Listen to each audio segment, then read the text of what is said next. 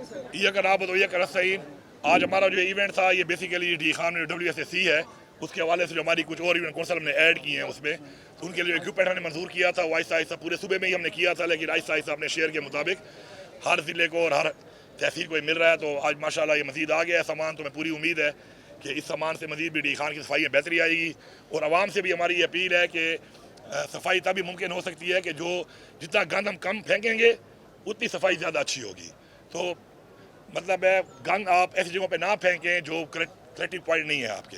दूसरा, आप जो आपके अंडरग्राउंड निकासियाँ हैं, आपके जो नाले हैं, उनके अंदर कभी भी आप सॉलिड चीज़ें ना फेंकें, क्योंकि उससे वो ब्लॉक हो जाती हैं, और जब ब्लॉक होती है वक्त पे सफाई ना हो तो ज़ाहिर बात है उससे तकलीफ आप लोगों को ही होती है। तो इंशाल्लाह मुझे पूरी उम्मीद है कि हमने मिलकर डी खान को एक बेहतरीन साफ सुथरा शहर बनाना है।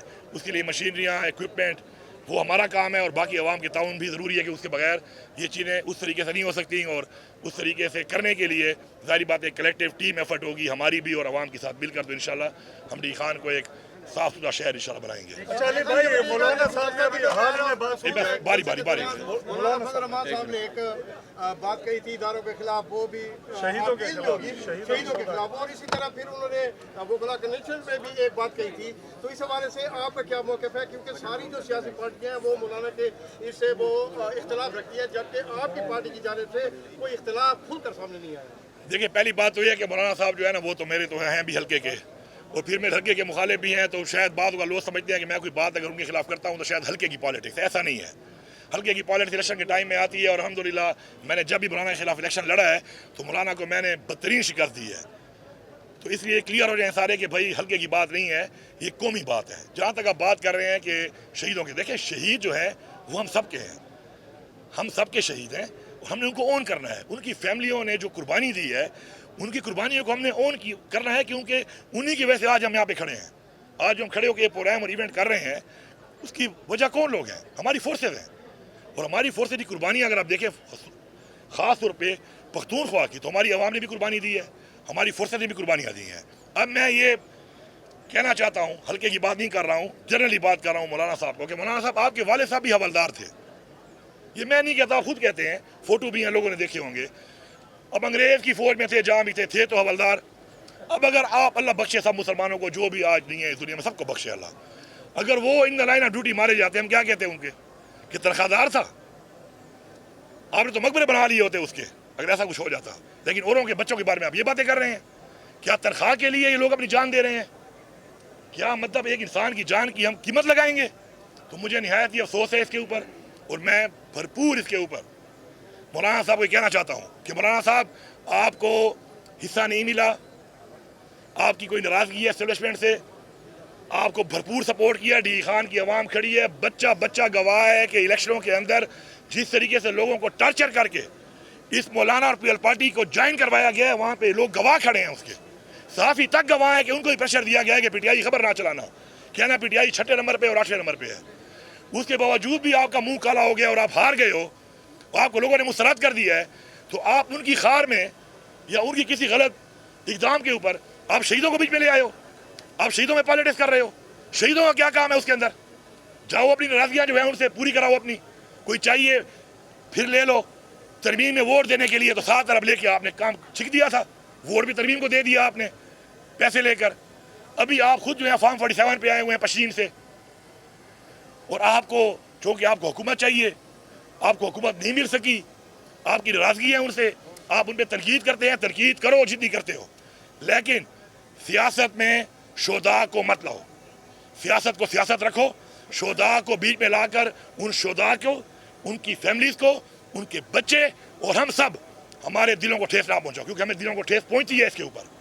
ठीक है, तो इसलिए मैं यही कहूँगा कि अपना बयान वापस ले, और अगर कोई डिमांड की हुई है तो मेरी से गुजारिश है कि मौलाना साहब ने अगर फिर कोई डिमांड की हुई है, कोई माल की, कोई ओहदे मोहदे की, दे दो यार, दे दो, क्योंकि अभी हमारे शोधा पे आ रहा है। आपकी वजह से आपके खिलाफ, आपको नीचा दिखाने के लिए ये शोधा पे सियासत करना शुरू हो गया। आप बाकी आखिरी बात, मौलाना साहब आप तो शहीद हैं भी नहीं, अल्लाह आपको ज़िंदगी दे। आपने जो ज़मीन दी थी यहाँ पर अपनी हुकूमत में, आज भी GHU का इंतकाल पड़ा हुआ है कि शोधा और गाजियों की ज़मीन में 1200 कनाल मौलाना साहब आपने ली है, 1200 कनाल का दुरानी साहब आपने ली है। उधर शोधा की ज़मीनें भी लेते हो, गाजियों की ज़मीनों में हिस्सा भी लेते हो, फिर उनके ऊपर बातें भी करते हो।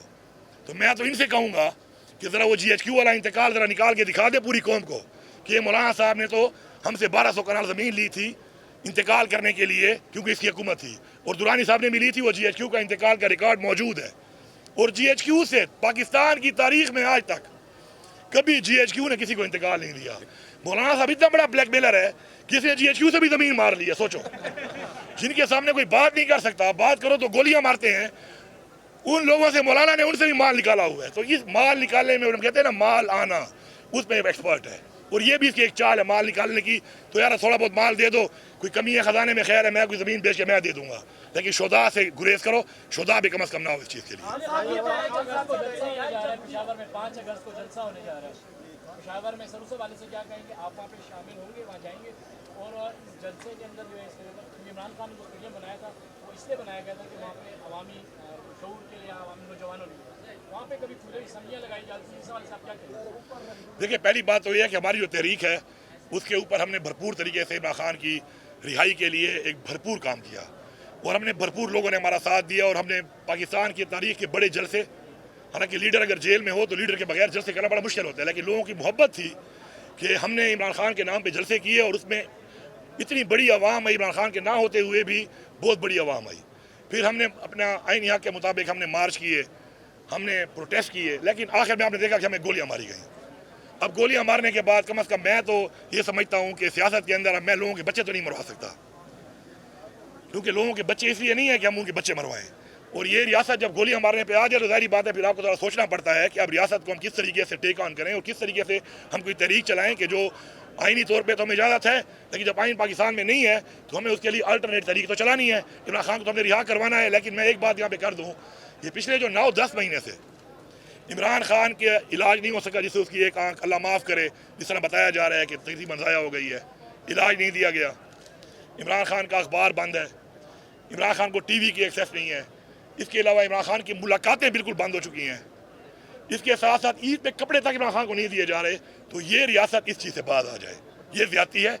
अगर वो नाहक जेल में है भी तो उसके एज अ कैदी आइन के अंदर हकूक़ हैं, वो हकूक़ उसको दिए जाएँ, पहली बात। दूसरी बात, अगर ये नहीं करेंगे इस तरह, ज़ाहिर बात है इतना बड़ा लीडर है हमारा लीडर, हमारे जज्बात हैं उसके साथ, एज अ पोलिटिकल पार्टी के अलावा जज्बात हैं, तो ज़ाहिर बात है फिर अवाम इश्तियाल में आएगी। वो अगर इश्तियाल में आएगी तो वो आगे मार्च करेगी, कदम बढ़ाएगी, उससे फिर एक तसादुम होगा इदारों के दरमियान, रियासत के दरमियान और अवाम के दरमियान, और तसादुम में नुकसान किसका होगा? देखें, रियासत जब निहत्ते लोगों को गोलियां मारती है तब भी नुकसान रियासत का है, क्योंकि रियासत आइन के खिलाफ जारी होती है, ये अवाम इस रियासत की अवाम है। तो इसलिए इन इक़दामात से गुरेज करके जो भी हमारी ये डिमांड है, इमरान खान के केसेस हैं उनको सुना जाए, साथ साथ इमरान खान को जो जितने भी इमरान खान को आइन के मुताबिक जो भी सहूलियात जेल में देनी चाहिए वो सारी की सारी उसको मिलने चाहिए, और जो उसकी आज़ादी की तहरीक है वो भी चल रही है, और साथ साथ जो अदालती तौर पे जो केस नहीं लगाए जा रहे उनको भी लगाया जाए। मेरा अदालत से भी मेरी रिक्वेस्ट है कि देखें, पूरी कौम आपकी तरफ देखती है, हम आपकी तरफ देखते हैं, अब इंसाफ हमें नहीं मिलेगा हम कहाँ जाएंगे? अब हम अदालतों से अगर नाउम्मीद हो जाएंगे तो हम फिर किसके पास जाएंगे? फिर आप ये चाहते हैं कि लोग सड़कों पर आके इंसाफ लें, ऐसा नहीं है। फिर अगर ऐसा हुआ तो उसकी जिम्मेदारी फिर अवाम पे ना डाली जाए, उसकी जिम्मेदारी फिर डाली जाए उस रियासत पे, उन अदालतों पे, उन इदारों पे, उन गवर्नमेंट्स पे कि जो ये कर रही हैं। अच्छा, आप कश्मीर के मिनिस्टर भी रहे हैं, अगर बात की जाए माजी करीम में, अब जो मौजूदा सूरत हाल है आज़ाद कश्मीर में, जो कश्मीर एक्शन कमेटी भी है और बताया जाता है कि भारतीय फंडिंग भी है, जो हालात है वहाँ के, आप दूसरी साइड पे देखें जो हमारी सियासी जमातें हैं, वफाक में एक जगह नज़र आती है पीपल्स पार्टी हो या मुस्लिम लीग नून, लेकिन वहाँ जो सियासत कर रही हैं एक दूसरे पर फिर वही जो माजी में करते थे जो बातें हमले, और दूसरी साइड पे जो एक्शन कमेटी, इस हवाले से आपके एक्सपीरियंस रहे? ये दो पहलू हैं इसके। देखिए, पहला पहलू जो आपका है वो ये है कि देखिए कश्मीर की आवाम की एक आवाज़ है, उनकी एक डिमांड है, तो मैंने शुरू में ही इनको अपनी हैसियत में जो मेरा जो भी ताल्लुक़ है या मेरा जो फ़र्ज़ बनता है, मैंने इनको बताया था कि अगर ये 12 हल्के जो ये कह रहे हैं, ये 12 हल्के पाकिस्तान में इनका फ़ायदा भी कोई नहीं है। मैं कश्मीर का मिनिस्टर रहा हूँ, मुझे पता है इन 12 हल्कों में इलेक्शन कैसे होता है। आपको पता है कि हमारे पूरे सूबे से जो बंदा जीतता है वो लेता है तकरीबन 800 वोट या 900 वोट मेरे ख्याल में। अब वो पोलिंग कहाँ होती है उसकी? एक पोलिंग डी खान में, पिशावर में, हरीपुर में, मानसेरा में, कोई 9-10 जिलों में कि 11 जिलों में पोलिंग होती है, और वोट कितना पोल होता है? कहीं पे 200, कहीं पे 150। अच्छा, अब वो सारे लोग हमारे वोटर भी हैं, वो कश्मीरी जो यहाँ पे रह रहे हैं वो हमारे वोटर भी हैं, तो उनके जो मसाइल हैं पीने के पानी के, रोड के, रास्ते के, रोज़गार के भी, उनको हम रोज़गार भी दे सकते हैं, भर्तियाँ भी कर सकते हैं। तो उनको ऑलरेडी रियासत पाकिस्तान में हर चीज़ मिल रही है। तो उनके लिए किसी बंदे को यहाँ से इलेक्ट करवाना, फिर इतने इलाकों में वो तो जा भी नहीं सकता, काम क्या करेगा, फिर उनको फ़ंड भी वहाँ से उस तरह नहीं मिलते हैं उनको। इसी तरह जो पंजाब में हल्के हैं वो भी इस तरह फैले हुए हल्के हैं, बड़े बड़े हल्के हैं। तो मेरे ख्याल में मैंने को यही कहा था कि आप उनकी डिमांड मान लें। अगर आवाम में चाहती है तो उसमें जो रियासत की तरफ से मुझे फीडबैक है वो ये आया कि यार इसके बाद जो हमारा वो जो कश्मीर के ऊपर हमारा जो एक वो मुकदमा जो हमारा है, वो मुकदमे के ऊपर ये असरदार हो, क्योंकि पाकिस्तान के अंदर हम सीटों के ऊपर इलेक्शन कराते हैं, तो उसमें ये पाकिस्तान के साथ जो इलाका है आज़ाद जम्मू कश्मीर का, वो उसे एक आपस में कनेक्शन है उनका। तो मैंने उनसे कहा कि आपका जो मुकदमा है यूएनएससी में जाकर, क्योंकि मैंने उस पर काम किया हुआ है, तो यूएनएससी के मुकदमे का कोई ताल्लुक नहीं है इस चीज़ के साथ, इस चीज़ के साथ कोई भी कनेक्शन नहीं है उनका कि यहाँ पे वो हल्के यहाँ से इलेक्ट लोग होते हैं या नहीं होते। वो हमारी जो वो असम्बली है वो मुकदमे के मुताबिक जो हमारा केस वहाँ पे चल रहा है यूएनएससी में, जो अल्लाह करे हो जाए, तो उसका कोई ताल्लुक भी नहीं है। लेकिन हरदर्मी की गई, हरदर्मी के बाद लोगों को मारा गया, उससे मसला और फैल गया। पॉलिटिकल पार्टी के अपने इंटरेस्ट होते हैं, उस इंटरेस्ट में रहकर वहाँ पर इस वक्त आवाम जो है वो जो चाहती है, हमने तर्जुमानी आवाम की और हमने इसलिए बाइकआउट कर दिया कि हम आवाम के साथ हैं। और पार्टियाँ लड़ रही हैं इलेक्शन। अब मैं आता हूँ आपके दूसरे सवाल पे कि उधर खड़ के बिलावल भुट्टो क्या बातें कर रहा है। ठीक है, इस तरह की कोalition, मिल के हुकूमत, मिल के इकदामात, मिल के पाकिस्तान में लूट मार, और फिर इस तरह के बयान, मैं होता ना तो मुँह से देवाना चाट, ये मुँह को बुथाड़ा बनवाने सा, और तेरी जुर्रत कैसे हो रही है दूसरा की बातें कर रहा है वहाँ पर। और फिर वो उनको जवाब भी ऐसे दे रहे हैं कि तुम चोर हो, तो तुम इतने पैसे खा गए हो, और तुम फिलाने हो, और मैं तुम्हें बाद में देख लूँगा।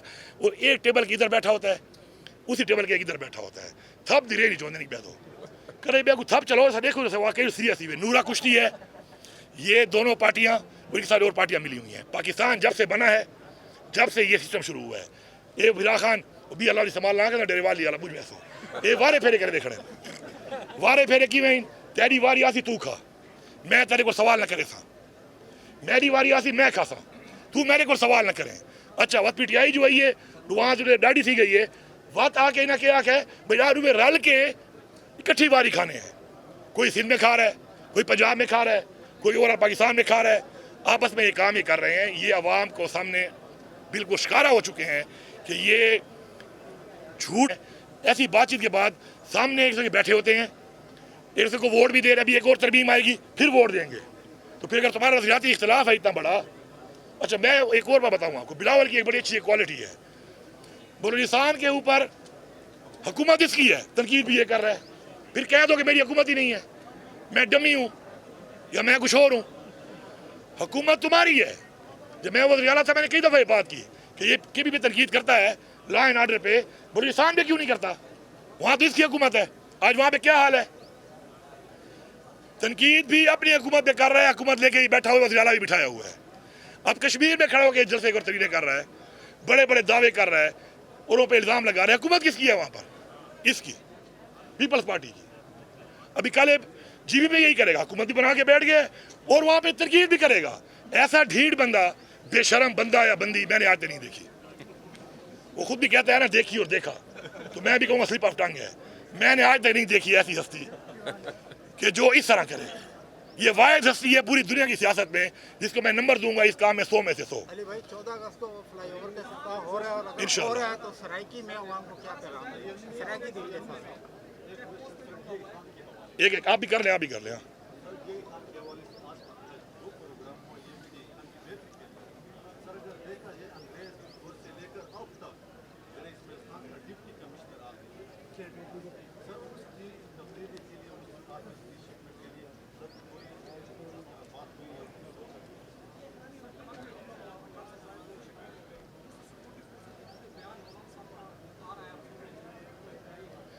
उसमें तो मैंने शुरू में बात कर ली है ना, मौलाना साहब का मैंने डिटेल में बता दिया है कि मौलाना साहब शुहदा को दरमियान में लेके मत आओ। तुम्हारे सियासी मसले हैं, तुम्हारे एस्टेब्लिशमेंट से कोई इशू हैं, तुम्हें कोई चीज़ नहीं मिल रही, ओहदा नहीं मिल रहा, पैसे नहीं मिल रहे, तो उसको उस हद तक रखो। सियासत के अंदर शुहदा को शामिल मत करो।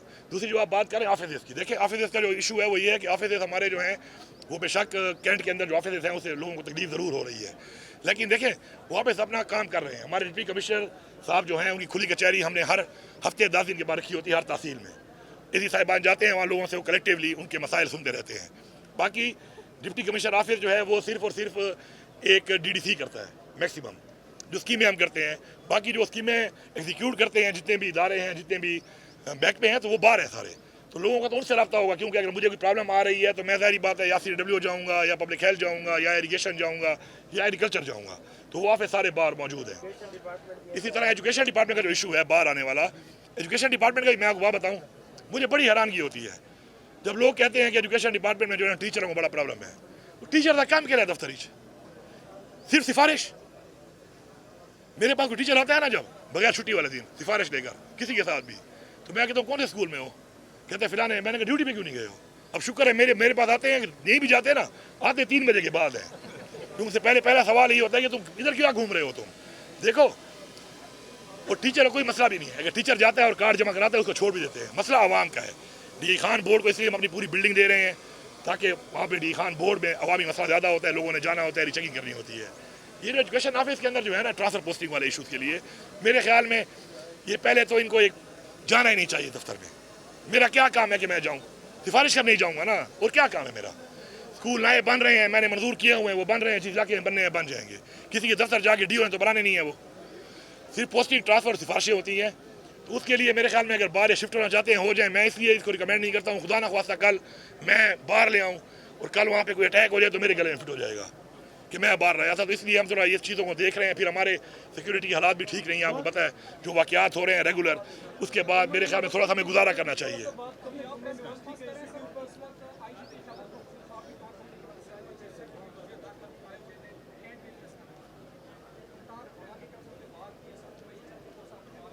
बिल्कुल, मैं तो आपको बताऊँ एक बात, जब मैंने एज वज़ीर आला ये हुकूमत टेक ओवर की थी ना, तो हालात बहुत ज़्यादा ख़राब थे। हालात ख़राब होना कब से शुरू हुए हैं? देखिए आप इसको ज़रा थोड़ा जायज़ा लें।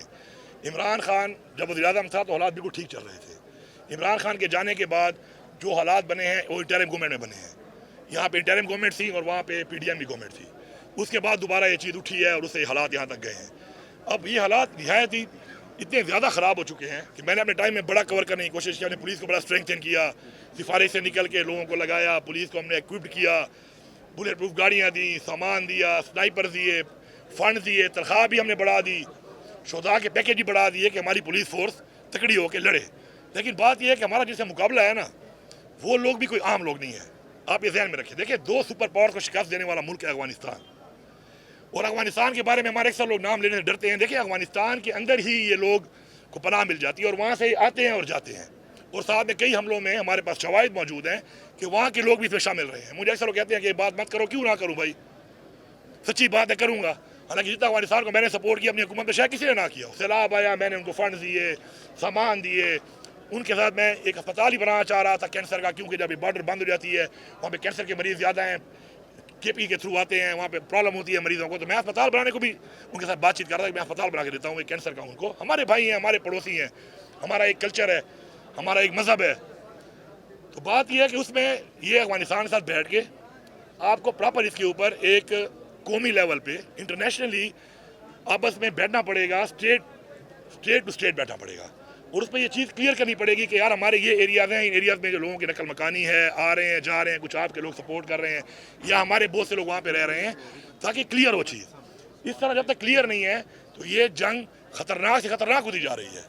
अब आप जब ज़्यादा हमले करेंगे, यहाँ पे हज़ारों की तादाद में मौजूद हैं, वो भी हमला करेंगे। अच्छा, आम लोग वो नहीं है, उनके पास वेपन भी अच्छे हैं, उनके पास लड़ने का तजर्बा भी बहुत ज़्यादा है, उनके पास इक्विपमेंट भी ठीक ठाक किस्म के हैं। फिर उनकी जो आवाम के अंदर, देखिए हमेशा मसला कहाँ पे ख़राब है, मसला वहाँ पे ख़राब है जहाँ पर आपके लोकल लोग भी कन्वर्ट हो गए हैं इनटू TTP। अब वो क्यों हुए हैं, ये एक लंबी डिबेट है कि मेरा एक नौजवान आखिर क्यों एक ऐसी तंजीम में चला गया है कि जो इस वक्त हमले कर रही है पाकिस्तान की फोर्सेस के ऊपर, क्यों गया इस तरफ, इसके ऊपर काम होना चाहिए, चला गया। अब जहाँ पे गए हुए हैं वहाँ हालात ज़्यादा ख़राब हैं। जिस एरिया के लोग उस तंजीम में नहीं है वहाँ पे हालात थोड़े बेहतर हैं, लेकिन उधर भी हालात ख़राब होंगे। तो इसको हमने चूँकि बड़ा टेक्टफुली देखना है, अवाम की फुल सपोर्ट होनी चाहिए, इसमें अपनी फोर्सेस को सपोर्ट करना चाहिए। वहाँ पर मैं भी उस वक्त भी मैंने कई दफ़ा इनसे कहा कि मुझे अफगानिस्तान से आप डायरेक्ट मुज़ाकरात करने दें, मेरी कैपेसिटी थी, मैं कर सकता था, मुझे इन्होंने अलाउ नहीं किया। मैं अभी भी कहता हूँ कि अफगानिस्तान के साथ अगर बाकायदा तौर पर बैठ जाया जाए। देखिए अफगानिस्तान में इस वक्त तालिबान की ऑफिशियल गवर्नमेंट है, पूरी दुनिया ने उसको माना हुआ है, तो अगर उन्होंने माना हुआ है तो उनके साथ में बैठने में क्या तकलीफ है? अमेरिका नाराज होगा, हो जाए। अब अमेरिका को नाराज करने के चक्करों में मैं अपने लोग मरवा रहा हूँ, ये तो कोई तरीका ना हुआ। मैं आज भी ये कहता हूँ कि अगर खुली ज़्यादा देर जाए और अफगानिस्तान के साथ प्रॉपर तरीके से उनके साथ बैठ के इस मसले का हल निकाला जाए तो मसला ख़त्म अगर नहीं होगा, क्योंकि इसमें यह भी है ना, इसमें इंडिया भी लगा हुआ है, इसमें और ममालिक भी हैं, इसराइल भी है जो काम कर रहा है।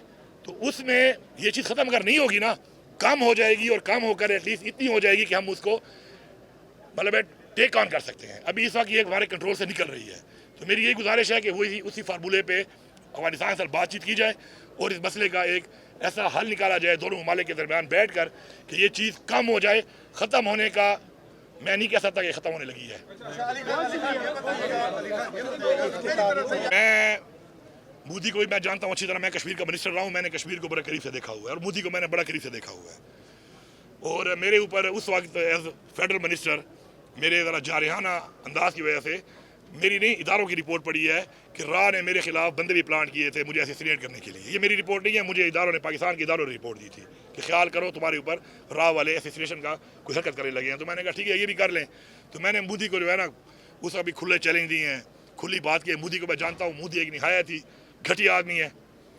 मोदी एंटी मुस्लिम नहीं है, सिर्फ मुसलमानों का दुश्मन नहीं है, वो हर मज़हब का दुश्मन है और इसी पे वो वोट लेता है। वो अपना वोट जो लेता है, उसकी जो पार्टी की फॉलोइंग है, वो बेसिकली पाकिस्तान की दुश्मनी में है। वो पाकिस्तान की दुश्मनी दिखाकर अपने इलेक्शन के अंदर इलेक्शन जीतता है। तो मैं ये नहीं समझता कि मोदी जैसा आदमी अपने मुल्क की शिकस्त करवाएगा, अपनी सियासत को दफन करेगा।